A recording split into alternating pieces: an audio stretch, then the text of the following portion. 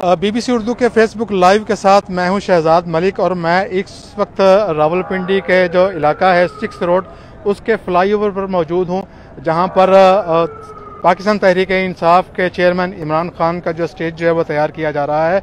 और अगर मेरे दोस्त नैयर अब्बास साहब वो स्टेज भी दिखा सकें तो ये वो स्टेज है जहां लगाया गया है, जहां पर पाकिस्तान तहरीक इंसाफ के चेयरमैन इमरान खान जो हैं वो जब यहाँ पहुँचेंगे तो वो यहाँ पे खिताब करेंगे।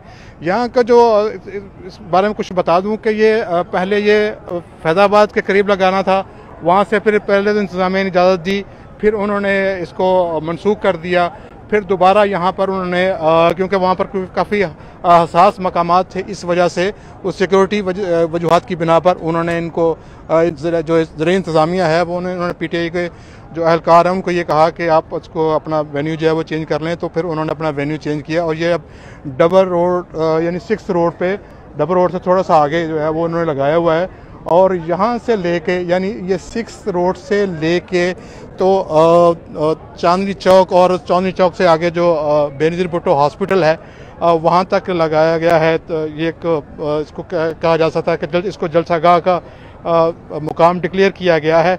ये तकरीबन 1 किलोमीटर का फासला है जो कि बनता है।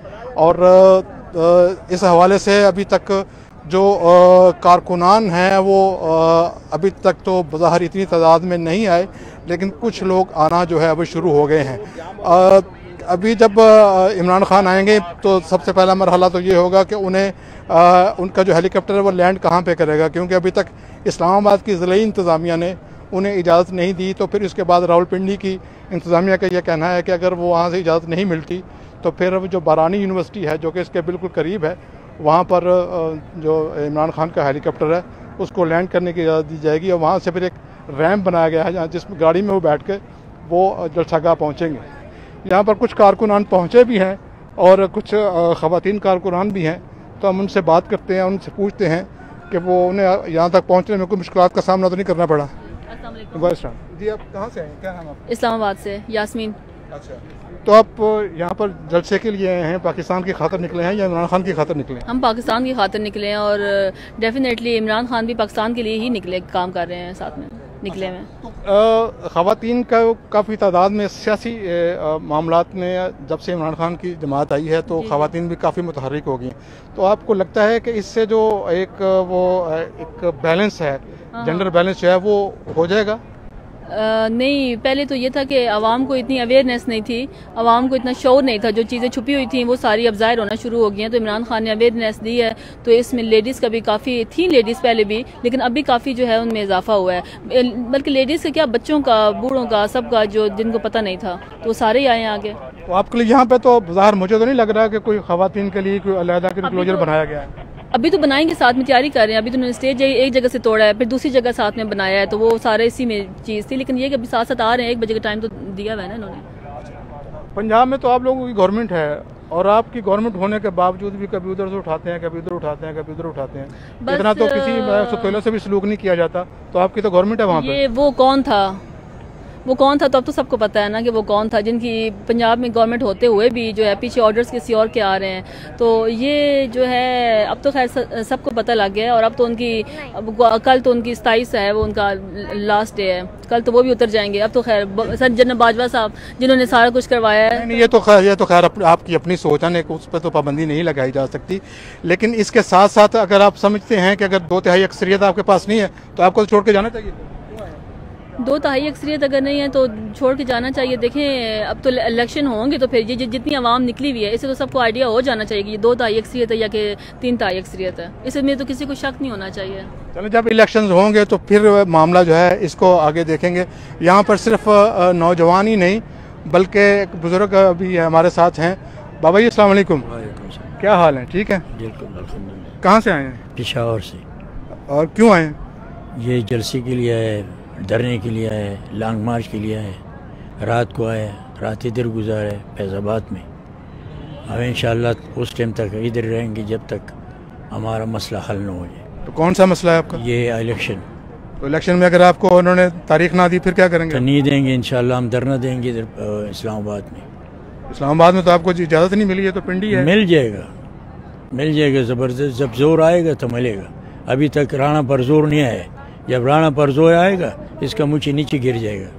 अच्छा, हाँ, तो आपको लगता है कि आज का जलसे में कोई ना कोई ऐलान हो जाएगा? इंशाअल्लाह। अगर नहीं करना है तो इसको तकलीफ होगा। ये इस मुल्क का नुकसान इसी हिसाब लेना पड़ेगा। तो नुकसान हुकूमत का होगा कि आवाम का ये होगा? हुकूमत का, ये राणा का होगा।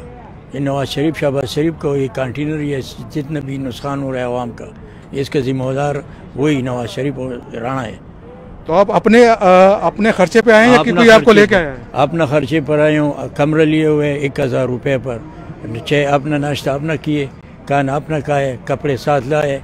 कोई ज़रूरत नहीं हमको।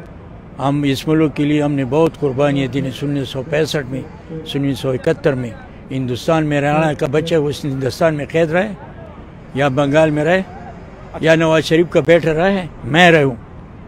मैं 45 रुपये पर मैं नौकरी करता था, 110 रुपये मेरा तनख्वाह था। समझ आ गया ना? चलें, अब देखते हैं कि अब इमरान खान क्या अपना लाए अमल देते हैं। अभी ये स्टेज पे जो है तैयारियां जो हैं वो जारी हैं और कारकुनान को यही बताया गया है कि वो 1 से लेकर 2 बजे तक जो है वो यहाँ पर पहुँचें। जो अरकान पार्लिमान हैं उनको भी ये कहा गया है कि वो इस हवाले से जो है वो अपनी रैलियों की शक्ल में यहाँ पर पहुँचे। तो मेरे साथ कुछ ख़वातीन भी मौजूद हैं जी। एक दफ़ा फिर भी ये आप लोग से बात हो सकती है जी? हमसे बात करें, वो नहीं करेंगे। वो उन्होंने कहा जी हमसे बात, आपसे बात, आप कहाँ, क्या नाम है जी? बस नाम छोड़े, आप बात करें बस। क्यों आए आप? कि हकीकी आज़ादी के लिए, पाकिस्तान को हकीकी मानों में आज़ाद कराने के लिए ये हमारी जदोजहद पिछले 8 माह से जारी है। वैसे 24 साल से है, लेकिन जो कहते हैं ना, एक आखिरी मरहला जारी है हमारा। अच्छा, तो आज आपका लगता है कि आज आखिरी मरहला हल हो जाएगा, तय हो जाएगा? नहीं, इतना आसान नहीं है, इतना जल्दी हल नहीं होगा। ये अभी आज से शुरुआत होगी हमारी। अच्छा, बहुत शुक्रिया जी। अभी भी जो सूरत हाल है वो क्लियर नहीं है। जब इमरान खान साहब आएंगे और तकरीर करेंगे तो अगले लाए अमल का जो ऐलान करेंगे उसके बाद ही सूरत हाल वाज़ेह होगी, क्योंकि अभी तक ना तो कारकुनान को और ना ही जो पार्टी लीडरान हैं उनको इल्म है कि अगला लाए अमल क्या होगा। क्योंकि ज़िले इंतज़ामिया ने जो उन्हें जो NOC जारी किया है आज के जलसे का या एहतजाज का, वो ये उसमें ये वाज़ेह तौर पर लिखा हुआ है कि वो आज ही ये जलसा ख़त्म करेंगे और किसी को भी यहाँ पर रुकने की इजाज़त नहीं दी जाएगी। और इसके साथ साथ उन शराइत में एक शर्त ये भी है कि इदारों के ख़िलाफ़ कोई बात नहीं की जाएगी। तो अब जो इमरान खान साहब आएंगे, तकरीर करेंगे, तो फिर उसके बाद ही सूरत हाल वाज़ेह होगी। तो फ़िलहाल यहाँ से इतना ही। किसी भी खबर की तफसीलात जानने के लिए हमारी वेबसाइट पर आइए, पता है bbcurdu.com।